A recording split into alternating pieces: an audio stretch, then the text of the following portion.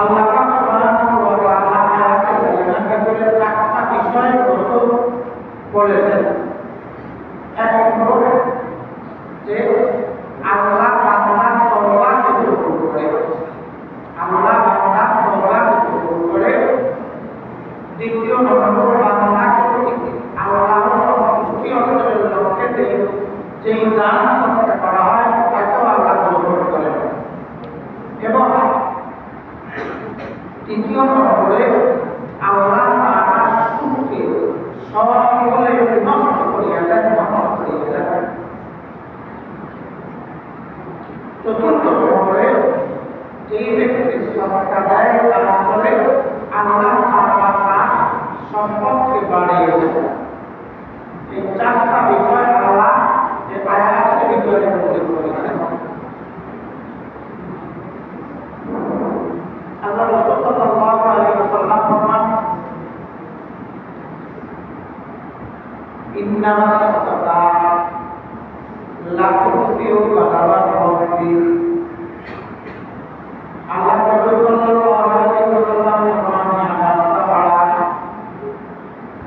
নিশ্চয়ই সাদাকা আল্লাহ তাআলা পুরুষকে গ্রহণ করে। অন্য হাদিসের ভিতরে আল্লাহ রাসূল সাল্লাল্লাহু আলাইহি ওয়াসাল্লাম ফরমান, নিশ্চয়ই সাদাকা এটা মানুষকে বিপদ থেকে মুক্তি দেয়। ইন্না সাদাকাতা তারুল বালা, নিশ্চয়ই সাদাকা মানুষকে বিপদ আপদ থেকে বাঁচিয়ে রাখে, মুক্তি দেয়। এবং হায়াতকে বৃদ্ধি করিয়া দেয়। আল্লাহ তাআলা দান করলেন হায়াতকে আল্লাহ লম্বা করিয়া দেয়। দুইটা ফায়দা আল্লাহ নজর করেছেন। এক নম্বর ফায়দা, আল্লাহ তাআলা দান করলে আল্লাহ সুবহানাহু ওয়া তাআলা তাকে দুনিয়াবি এবং পরকালের সমস্ত বিপদ আপদ থেকে হেফাজত করেন, রক্ষা করেন। দ্বিতীয় নম্বর হলো হায়াতকে আল্লাহ বৃদ্ধি করিয়া দেন।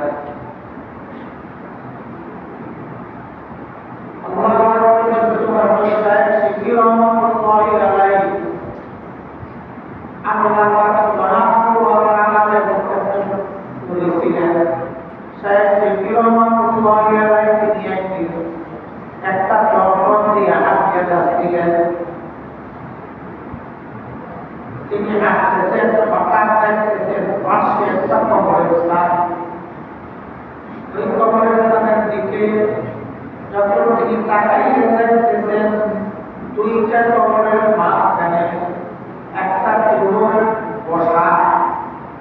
যুবকটা একেবারে শুকনো, পরনের পোশাক, হাঁটা ফেরা, ময়লার আবর্জনা যুক্ত পোশাক।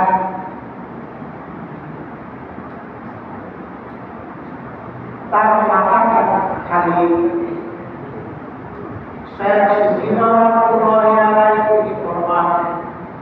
আমি এটা দেখে একটু বিস্মিত হলাম। আমি দাঁড়িয়ে গেলাম। এবার দেখতেছি দুই কবরের মাছ থেকে বাবুর উঠাইয়া আমার মাথায় এবং শরীরে মারতেছে। আর আস্তে আস্তে করিয়া কি যেন বলতেছে। আমি চব্বিশারে ছোট ছোট কবর দিয়ে ওই যুবকের পিছনে নিয়ে দাঁড়াইলাম। দাঁড়ানোর পরে শুনতেছি ওই যুবক আস্তে আস্তে আল্লাহর সাথে বলতেছে, আমি তোমার বান্দা, তুমি আমার গুরু, তুমি আমাকে সৃষ্টি করেছ। আমি জীবনের প্রথম দিকে বলতে পারি নাই যে আমাকে সৃষ্টি করার উদ্দেশ্যটা তোমার হাতে ছিল।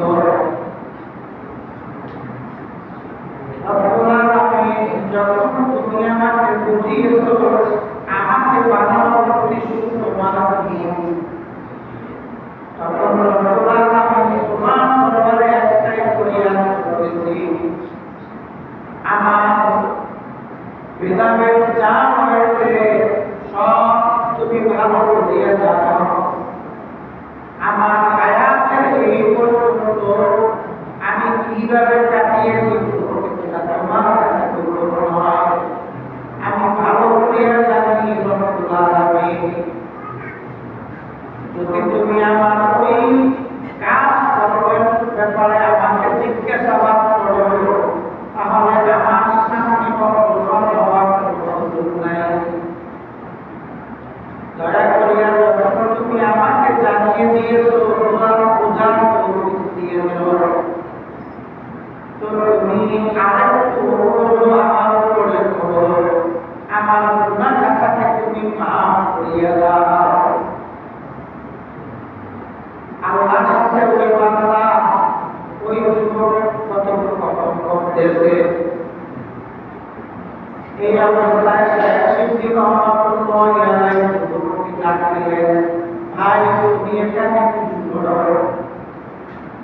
যুবক শেখ সিদ্দিক রহমাতুল্লাহি আলাইহিকে দেখিয়া হাঁটা শুরু করলেন। শেখ সিদ্দিক রহমাতুল্লাহি আলাইহি তিনিও তার পিছনে হাঁটতেছে। যখন শেখ সিদ্দিক রহমাতুল্লাহি আলাইহি তার হাঁটার গতিটা বাড়িয়ে দিলেন, ওই যুবক তিনিও জোরে জোরে হাঁটতেছে আর পিছনের দিকে তাকাচ্ছে। কিছু দূর যাওয়ার পরে যুবক দৌড় দিল।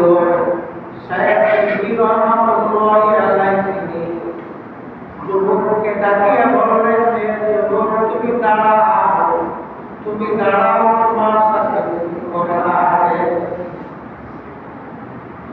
ওই যুবক তিনি মুখে হাত দিয়া উপরের দিকে ইশারা করলেন।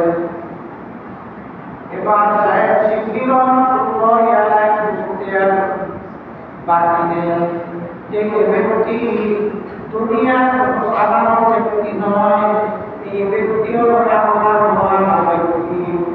এই ব্যক্তির সঙ্গে আল্লাহর সাথে কানেকশন হয়েছে। শেখ সিদ্দিক রহমাতুল্লাহি আলাইহি তিনি এটা বলিয়া তার কিছু আরো চলে হাঁটা শুরু করেছেন। এবার ওই যুবক বলেছেন, তুমি কি চাও আমার কাছে, আমার পিছনে আসতেছো কেন? এবার শেখ সিদ্দিক রহমাতুল্লাহি আলাইহি তাকে বললেন, ভাই তুমি একটু দাঁড়াও, তোমার সাথে আমার দুইটা কথা আছে। ওই যুবক তাকে আসার জন্য বারণ করতেছে আর মুখে বলতেছে, আল্লাহু আল্লাহ আল্লাহু আল্লাহ আল্লাহু আল্লাহ। এবার শেখ সিদ্দিক রহমাতুল্লাহি আলাইহি ওই যুবককে বলে, হে যুবক, যদি তুমি আল্লাহ নাই হয়ে থাকো তাহলে তুমি দাঁড়াও, আমার কথা শোনো। এবার যুবক দাঁড়াইলেন। দাঁড়ানোর পরে শেখ সিদ্দিক রহমাতুল্লাহি আলাইহি তিনি তার কাছে গিয়ে বলতেছেন, আমি তোমাকে ভালো করিয়া চিনতে পেরেছি। এবার তিনি বলল, আল্লাহ তোমাকে এমন বুঝটা কেন কিভাবে দিল? যখন এই ভেদটা জানতে চেয়েছে তখন ওই ব্যক্তি চক্ষু বন্ধ করিয়া গেছে। চক্ষু বন্ধ করিয়া রব্বুল আলামিনের দিদার লাওয়াসায় ধ্যানে মগ্ন হইলেন। শেখ সিদ্দিক রহমাতুল্লাহি আলাইহি লেখেন, আমি যুবকটার দিকে তাকানো আর দেখতে হঠাৎ করিয়া যুবক চড়ে চড়ে লাগানো শুরু করেছে আর থেকে শুধু আল্লাহ আল্লাহ এই শব্দটাই বের হচ্ছিল। ওই যুবকটা লাফাতে লাফাতে হঠাৎ হয়ে গেল। আমি যুবকের কাছে গেলাম, দেখি যুবকটা বেঁচে নাই। এখন ওই মরুভূমির ভিতরে আমি আর ওই যুবক তার আপন কাম করতে হবে। আমি এলাকার ভিতরে গেলাম, লোকজন নিয়ে এসে দেখি ওই যুবকের লাশ সেখানে নাই। আমি আরো আশ্চর্যজনক হয়ে গেলাম যে লাশটা কোথায় গেল। আমি আশ্চর্যচকিত হইয়া মানুষদেরকে বললাম, আমি এইখানে দেখে গিয়েছি, কোথায় গেল আমি বলতে পারি না। উত্তর বছরে আল্লাহ পাক সুবহানাহু ওয়া তাআলা তিনি গায়েবের দ্বারা একটা আওয়াজ পাঠিয়ে দিলেন, বলতেছেন, হে সাহেব শিবলি, তুমি আশ্চর্যচকিত হয়ে এই যুবককে শোনো, এই যুবক দুনিয়ার কোন সাধারণ মানুষ নয়। এই যুবক সে তার যৌবন রয়েছে, এমন কোন অপকল্পনা সেই যুবক করে নাই। এই যুবকের এলাকার ভিতরে এমন কোন নারী ছিল না যে নারী সহবর্তী নেয় নাই। হঠাৎ একদিন রাত্রবেলা ঘুমাইছেন, স্বপ্নের ভিতরে দেখতে পাইছেন যে তার যৌনাঙ্গটা সাপের দ্বারা পরিবর্তন হয়ে গিয়েছে। মুখটা তার চেহারার সামনে আনিয়া আগুনের ফুলকি ছাড়তেছে, আর তার মুখের ভিতর দিয়া আগুনের ফুলকি ভিতরে ঢুকিয়া তার পেটের সমস্ত নাড়িগুলি একেবারে গলিয়া মুখের মতো হইয়া পায়খানার রাস্তা দিয়ে বের হয়ে যাচ্ছে। এ অবস্থা স্বপ্নের ভিতরে দেখিয়া সকালবেলা ঘুম থেকে উঠিয়া তিনি চিন্তা করতেছেন, আমি কি স্বপ্ন দেখলাম, কি স্বপ্ন দেখলাম। এরপরে এই যুবক এক আল্লাহওয়ালার কাছে গেলেন, তিনি বলেছেন, তোমার বিষয়টা আল্লাহ দেখিয়ে দিয়েছেন। আল্লাহ তোমাকে যা দেখাইছেন এর থেকেও কঠিনতম শাস্তি মৃত্যুর পরে তোমার জন্য বর্তমান হয়েছে। আল্লাহ তোমাকে হুঁশিয়ার করতে চেয়েছেন, তুমি এখনই হুঁশিয়ার হয়ে যাও।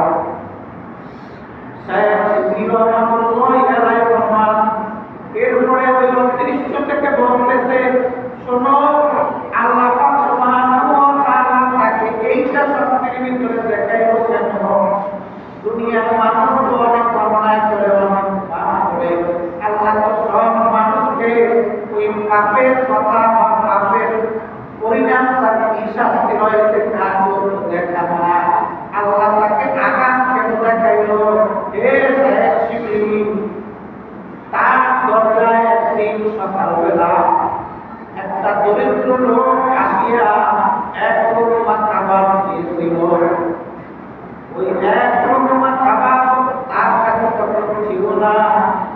তিনি ওই দরিদ্রটাকে ফিরিয়ে দেওয়া তার কাছে খুব কষ্টসাধ্য হয়ে দাঁড়াইল যে এই লোকটা ঠেকে পড়িয়া আমার কাছে আসছে, আমি কিভাবে তাকে আমার দরজা থেকে ফিরিয়ে দেই।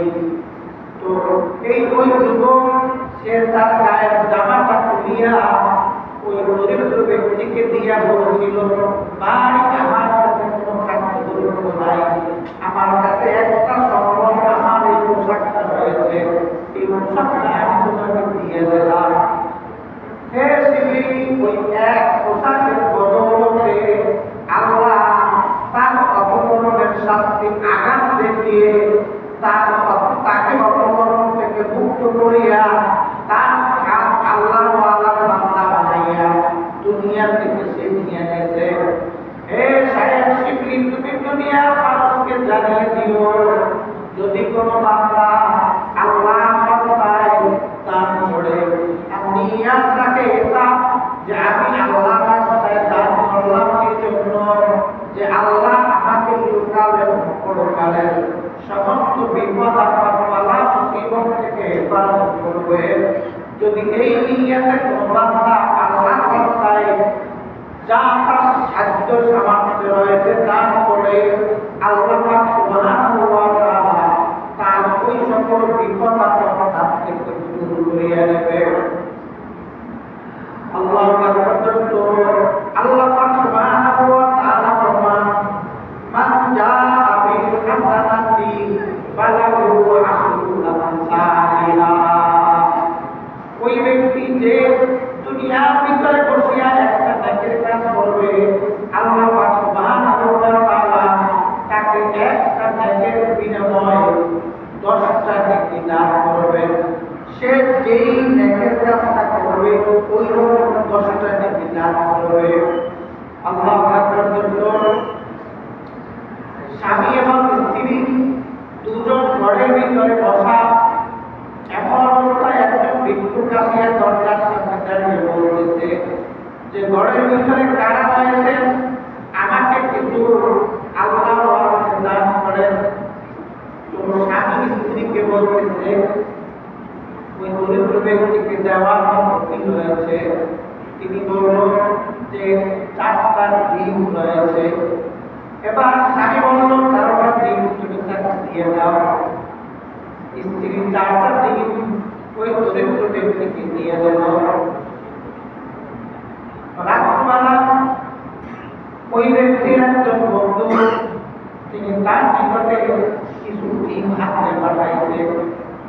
মাথায় দড়ি নিয়ে এক ব্যক্তি তার ঘরের সামনে আসছে। এবার ওই ব্যক্তি জিজ্ঞাসা করতেছে তোমার ওই চুরির ভিতরে কি? তিনি বলল চুরির ভিতরে কি? আপনার আপনার জন্য হাতে পাঠাইছে। চুরিটা নামাইয়া যখন কাছে রাখলো, স্বামী স্ত্রীকে জিজ্ঞাসা করতেছে তুমি বলো নাকি এই চুরির ভিতরে ভয় লাগে? এবার স্ত্রী বলতেছে তা আমি বলবো কিভাবে?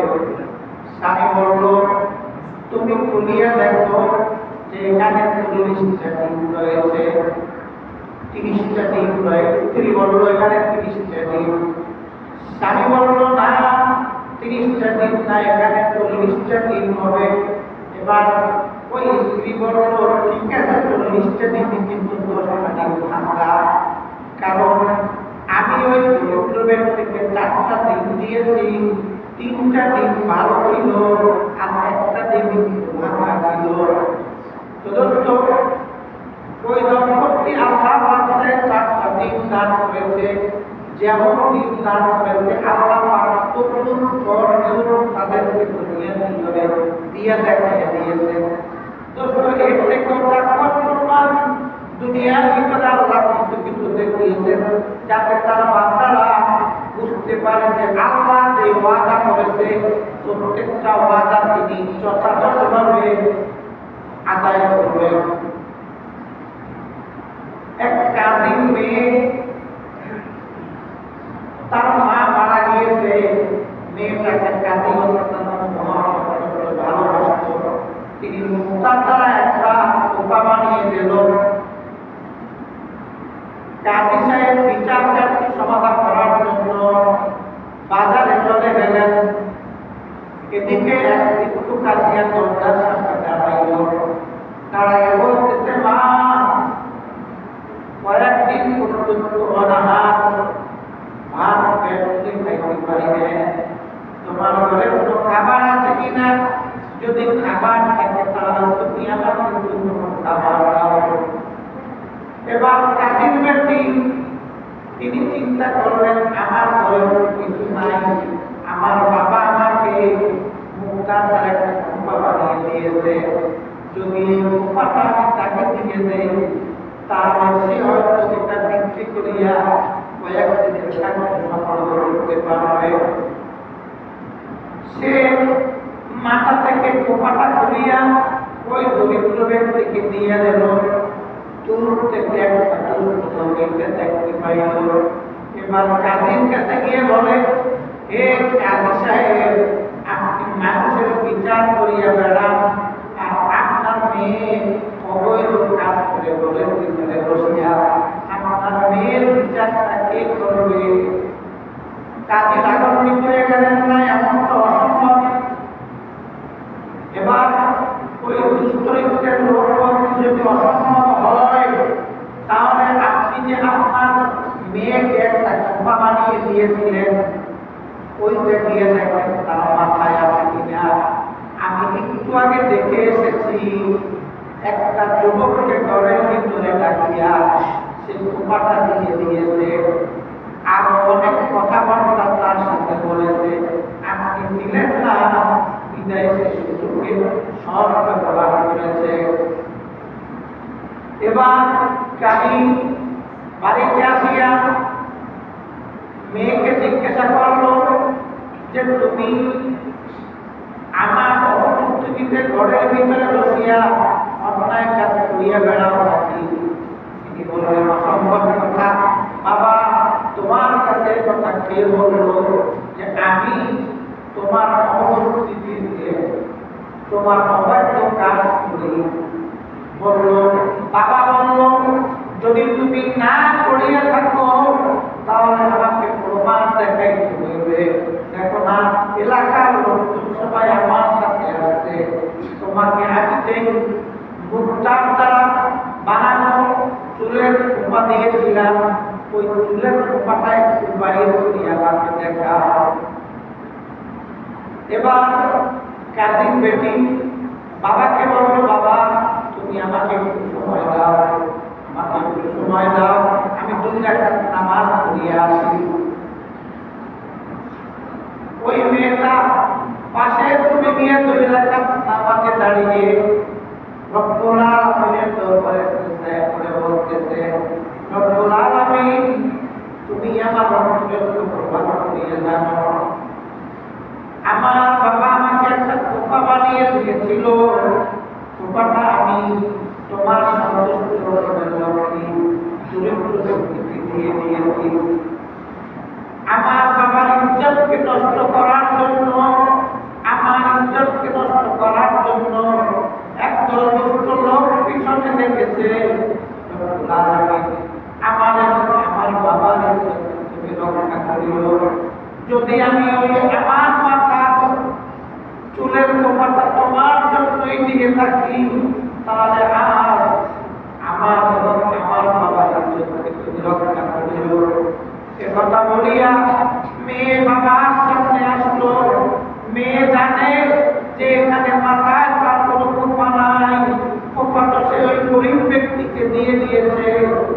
এবার মেয়ে বাবাকে বলতেছে, বাবা আপনি আমার মাথা থেকে ওড়না সরাই দেখেন, আমার মাথায় আপনার খোপা আছে কিনা। মেয়ের দৃঢ় বিশ্বাস, আমি আল্লাহ সন্তুষ্টির জন্য কাজ করেছি, আল্লাহ যেতে করবেন না। বাবা যখন মেয়ের মাথা থেকে ওড়না সরাইলেন, এখন দেখতেছে মাথায় একটা না 10টা